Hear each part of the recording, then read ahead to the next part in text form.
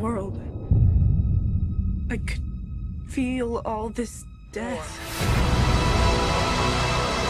Everything they've built will fall! And from the ashes of their world, we'll build a better one!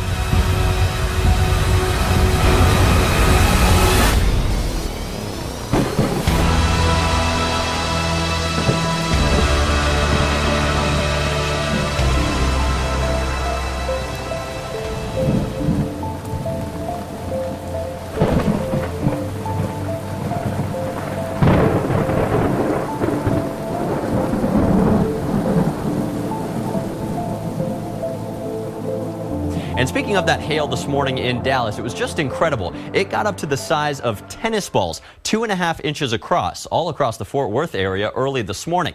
Understandably, this caused widespread damage, busting out windshields on lots of cars. And look at these photos. Several Arlington Police Department patrol cars had their windows completely broken out. We're also getting word that more than 20 ambulances in DFW, they're out of service because they don't have any windows anymore. There were also numerous reports of golf ball size hail, and a little bit bigger than that, winds up to 60 miles per hour also affected much of the area.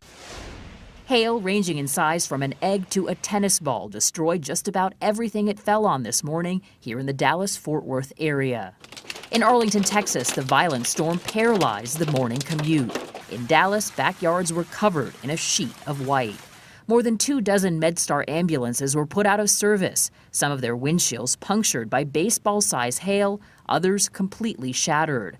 This greenhouse roof blown over by the storm, the Fort Worth Zoo said the hail killed a number of exotic birds, including 5 flamingos. The bad weather may not be over yet. There is a 40% chance of showers and thunderstorms in Dallas tonight and a 50% chance through Friday.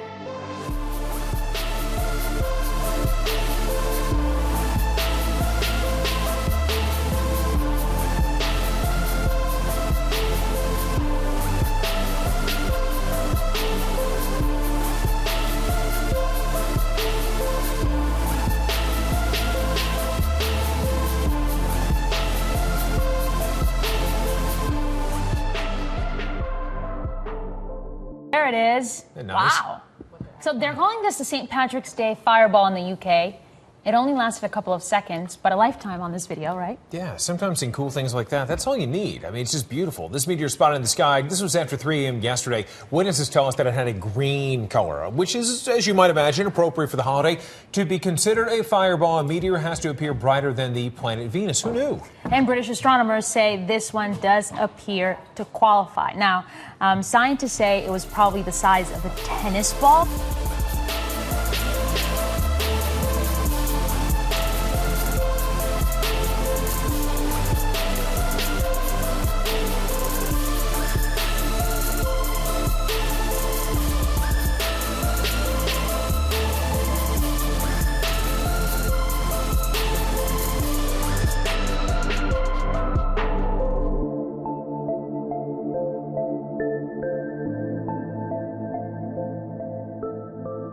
Good evening. A man has captured the moment his home was struck by lightning during a freak storm in Perth's hills.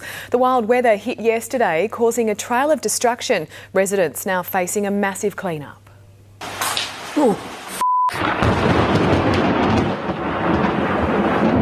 The moment lightning struck a Brigadoon home. Holy 53-year-old Paul Arnold nearly knocked off his feet while filming the torrential rain. All the electricity's just gone out.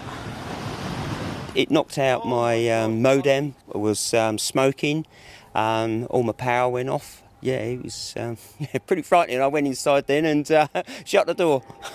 The Brigadoon resident of 10 years taking shelter as his street was lashed by a violent and unexpected storm yesterday afternoon. It was just torrential rain, hailstones. It was absolutely crazy. A few doors down, Jenny filmed a similar scene. She's now also facing a big clean-up. The thunder and lightning was going for it, and it was just epic. The amount of water and rain was just incredible. A local dam even overflowed during the downpour. Firefighters also called to put out a blaze after this tree was struck by lightning. The eastern suburbs were hit hardest. 35.2 mils of rain was dumped at Pearce Air Base, its highest rainfall since June 2014, while Mushea, Gingin and Gidgegannup all recorded more than 26 millimetres, the majority of the rain falling between 2 and 3 yesterday afternoon. Another 2 houses on this street alone were also hit by lightning. One resident telling 9 News it's blown all of his appliances and a light fitting off the front of his house.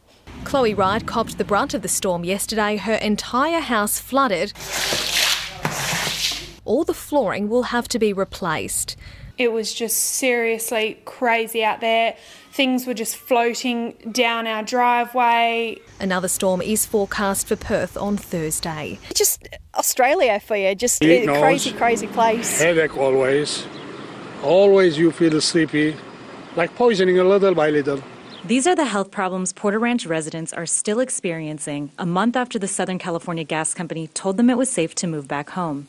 LA County has received more than 300 health complaints since the well was sealed February 18th.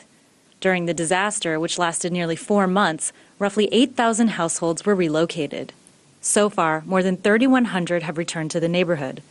But after doing so, many of these families have had to move out yet again. We've been nauseous, very nauseous to the point of almost throwing up, but we haven't, just sort of just lounging around being very sick.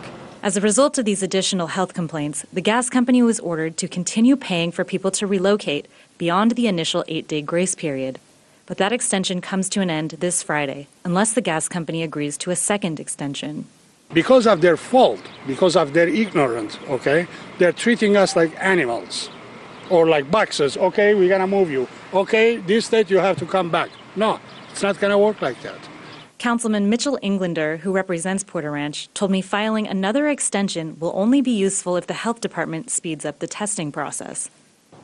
Don't know why the health department is taking so long to step up and just start testing for these different constituencies. We know that it was methane, we know that it was mercaptans, we know certain chemicals like benzene and toluene were part of those constituencies. We need to know what the levels are, and we need to make sure that people are safe and they can get home as quickly as possible. Everybody that I talked to brought up the issue of this black oily residue that was left over from the methane leak. So I came down here to the Holly Burnson Park in Porter Ranch to kind of get a look at the area and see what was going on. And as you can see, the park is actually closed down until the cleanup is finished. As Porter Ranch residents face going home, they fear that their houses will never be safe again. As they open their doors and walk inside, invisible toxins follow on their heels. And no one knows whether there will be long-term health consequences in the future. In Porter Ranch, Brigida Santos, RT. Donald Trump is now being targeted by the cyber attackers Anonymous. They've declared, quote, total war on the billionaire and now claim to have hacked him and released some of his private information. Now is the time to unite to fight fascism, to show that we are very serious about stopping any proposed fourth right by the fascist Donald Trump. We have attached a gift, of sorts, Trump's social security number, cell phone number and other details that might be able to assist you all in independently investigating this would-be dictator. For more on this, we bring in ABC News senior justice correspondent Pierre Thomas. He's in Washington this morning. Good morning, Pierre. Good morning, Robin. Donald Trump appears to have a new adversary, not political, but a potentially formidable one, Anonymous, known for its aggressive hacking. In that video, Anonymous claims it has secured some of Donald Trump's personal and private information and is blasting it over the internet, something it hopes will make Mr. Trump's life miserable. Overnight, the Trump campaign released a statement acknowledging the attempt, saying authorities are seeking the arrest of the people responsible for attempting to illegally hack Mr. Trump's accounts and telephone information. So this is being treated seriously, Robin. And Pierre, what are we hearing from the government, the response from the government? What can they do? We've confirmed that federal agents are pursuing this hacking, but investigations like this are notoriously complicated and they typically take a long time to resolve. And Anonymous, by all accounts, is pretty good at covering his trail.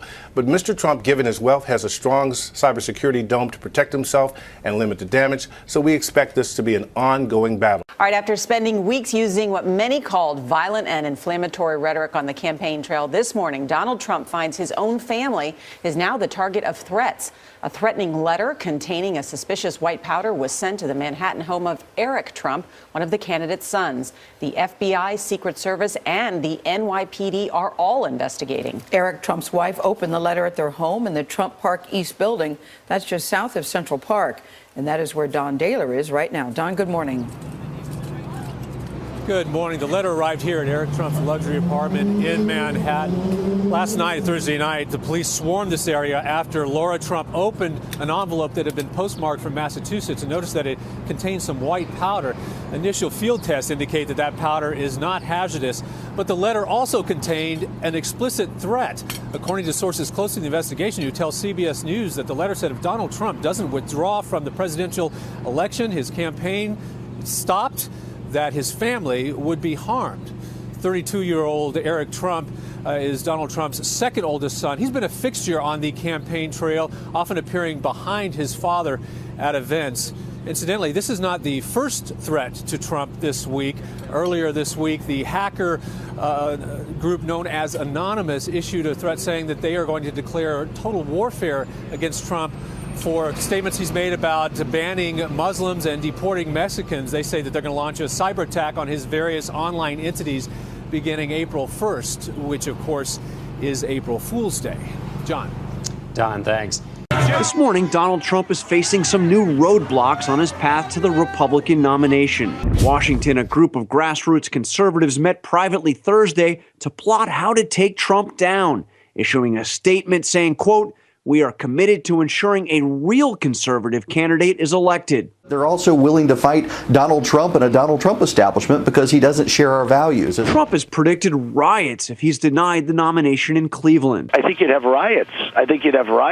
You know, I'm representing a tremendous, many millions of people. In an interview with ABC News, rival John Kasich accused Trump of inciting chaos. To even imply that there could be violence if he doesn't get his way, you know, he's not running for the presidency of the WWE. He's running for president of the United States. And this kind of language is an outrage. And now Trump is facing more heat on the airwaves as Republican groups target him with a new wave of negative ads. Ask Donald Trump why he sides with Hillary Clinton and why he wants more government health care. Anti-Trump spending has increased 900% since Iowa. This week alone, some 65% of all Republican spending was aimed at toppling Trump. And John, you've got contests in Utah and Arizona on Tuesday. What's the best hope for these anti-Trump forces to try to slow Trump down on Tuesday? Well, they better hope to be able to stop him in Arizona. That's a winner-take-all state, George. 58 delegates at stake. But it's also a state where Donald Trump may be at his strongest, where Republicans are especially anti-immigration. He has the support of the former governor, Jan Brewer. But Arizona is looks like a must-win state for anti-Trump forces. Meantime, John, on the Democratic side, some indications that President Obama is signaling that he wants this primary fight to end. That's right. There's a report in the New York Times that he actually told a group of Democratic donors that it's time to unite behind Hillary Clinton. Now, the White House denies that the president has said who to unite behind, but clearly soon it will be time to unite. And it's no secret that most of the president's top advisors who are on record are supporting Hillary Clinton, not Bernie Sanders. Live pictures right now in Phoenix, Arizona. And what you see is a traffic jam there. A number of people were holding signs preventing those vehicles from passing. We understand this is Shea Boulevard, and in order to get to the Donald Trump scheduled event about to get underway momentarily, you've got to get through that roadway. Well, apparently, according to deputy county officials there, the people who have clogged this artery are anti-Trump demonstrators who have gathered in preventing any passing through this road in order to get to the Donald Trump event. Maricopa County Deputy Joaquin Enriquez telling us that the Shea Boulevard is the main artery into the area and that protesters' actions are causing motorists to drive into oncoming traffic as they try to get around the protesters. You're not seeing that in these images right here. It looks like everything is in a standstill, but that coming from the Maricopa County authorities, who are describing it as a potentially dangerous situation.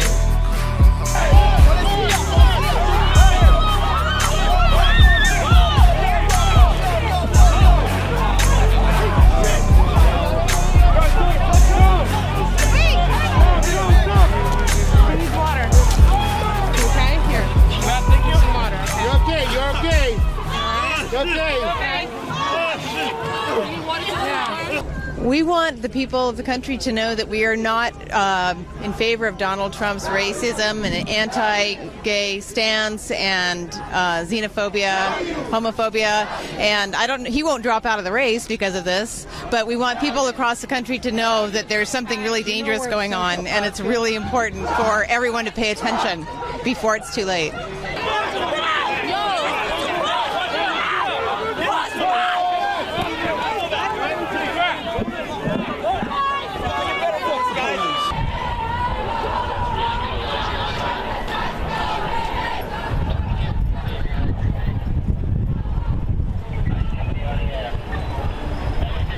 This is not the man we want in office. This is not the man we want representing us, because he literally represents the worst parts of America, and he's bringing out all the garbage.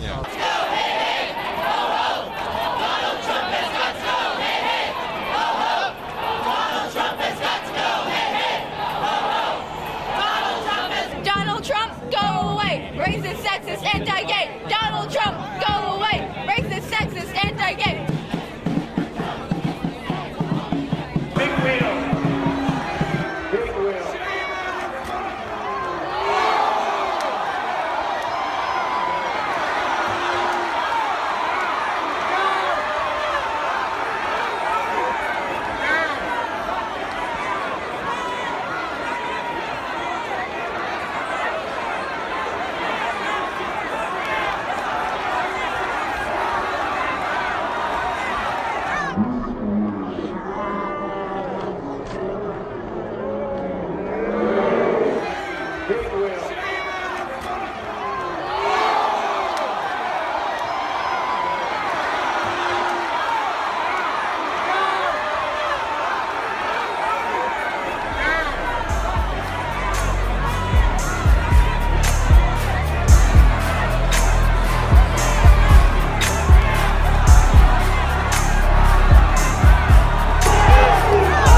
Chaotic scene in Brasilia as police fire tear gas to break up anti-government demonstrations. Protests broke out as former Brazilian President Luiz Inácio Lula da Silva was sworn in as chief of staff to the current president, Dilma Rousseff. Critics say the appointment is an attempt to shield Lula from prosecution on corruption charges. Prosecutors have accused him of money laundering and fraud as part of a graft probe centered on state oil company Petrobras. As protests took place in Sao Paulo and elsewhere Thursday, a federal judge issued an injunction against Lula's appointment on the grounds it blocked the free exercise of justice. Also on Thursday, Congress began proceedings to impeach Rousseff in a separate investigation into allegations she broke budget rules to boost spending as she campaigned for re-election in 2014. Rousseff and Lula have both denied any wrongdoing.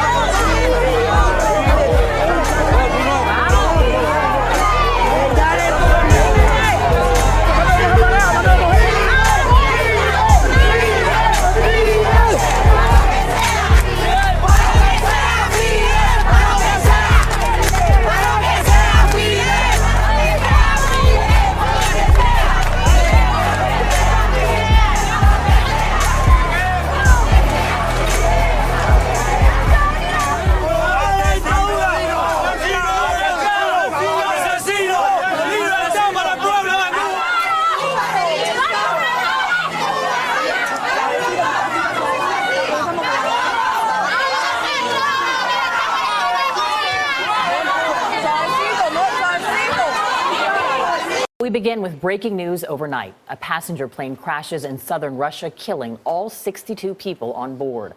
Surveillance video shows the fiery crash of the Boeing 737-800 as it attempted to land in the airport in the city of Rostov-on-Don, 600 miles south of Moscow. The plane belonged to Fly Dubai, a low-cost carrier. And CBS News transportation correspondent Chris Van Cleve is in our Washington bureau with more on this story. Good morning to you, Chris. Good morning. This was a violent crash, leaving little of the airliner intact. 55 passengers and 7 crew members were on board Fly Dubai Flight 981 when it went down. We are learning this morning investigators have recovered the cockpit voice recorder and the flight data recorder. Now, those so-called black boxes will be key in figuring out what went wrong. The deadly crash happened about 2 hours after the flight from Dubai was scheduled to arrive. Based on flight path data, it appears the 5-year-old Boeing 737 made an unsuccessful attempt to land, then circled for a considerable period of time before making that second attempt. The mayor of the region told Russian reporters the plane ended up about 800 feet short of the runway in bad weather that included strong wind gusts and rain. The airline says 33 of the passengers were women, 18 men, and at least 4 were children. The vast majority of those on board were Russian. Dubai is a popular vacation spot. Fly Dubai is a discount carrier owned by Dubai's government. It began service in 2009 and has a young fleet of Boeing 737s. Its only other safety incident occurred when a flight took small arms fire while landing in Baghdad last year. Among the potential causes being looked at are pilot error, a technical failure, and the bad weather conditions. Vanita? So many thoughts with those victims. Chris Van Cleve in our Washington bureau this morning. Thank you. The bomb goes off in Turkey, this time in the heart of Istanbul, in the middle of the city's busiest shopping district. Istiklal Street, also a major tourist destination. This street would have been packed with shoppers and visitors. Witnesses say hundreds of people ran the moment a loud explosion was heard. Istanbul's governor was at the scene shortly after the blast. A suicide bomber blew himself up in front of Beyoğlu District Governorship building around noon and killed 3 people and wounded 21 others.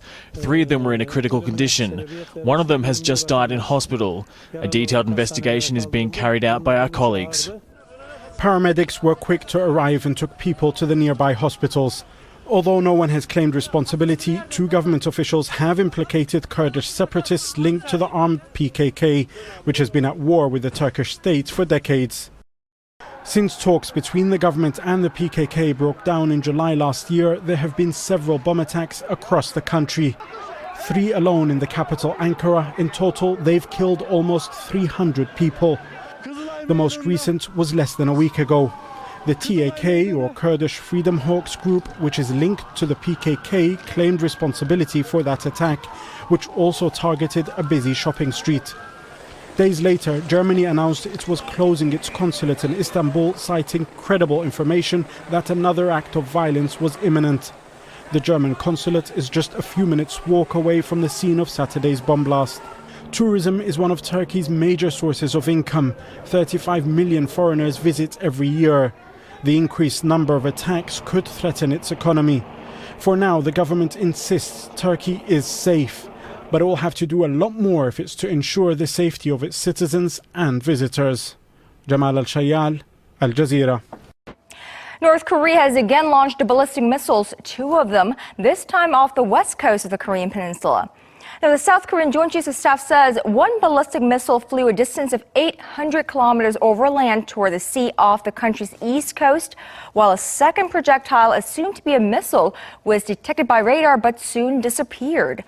Mind you, this comes just days after the U.S. warned of tougher sanctions against the reclusive state for its previous nuclear and missile tests. Our defense correspondent Kim Hyun-bin reports. North Korea launched 2 ballistic missiles on Friday morning from Sokchon in the country's southwest. Military officials say the missile, presumed to be a medium-range Nodong missile, flew 800 kilometers before falling into the East Sea. The other missile was fired from the same location, but disappeared from radar at an altitude of 17 kilometers. A South Korean military official says it most likely malfunctioned and blew up in midair. We believe North Korea is rushing to develop a nuclear-tipped ballistic missile by the order of Kim Jong-un. South Korea's Joint Chiefs of Staff said the missiles seem to have been fired from a transporter erector launcher, or TEL. North Korea last test-fired a Nodong missile in March 2014. It has a range of up to 1,300 kilometers, putting Seoul and Tokyo within striking distance. More concerning is that the missile warheads can be loaded with biochemical substances. The ministry says it's keeping a close eye on North Korea's nuclear and missile development, and that it will maintain the highest readiness to instantly counter any threats from the regime. Military officials say that the recent launch seems to be in protest of the South Korea-U.S. annual joint military drills, known as Key Resolve and Full Eagle. Friday is the final day of Key Resolve, a computer-programmed war game exercise that aims to enhance interoperability between the two allies. Full Eagle consists of numerous field training exercises and will run through the end of April. Kim Hyun-bin, Arirang News.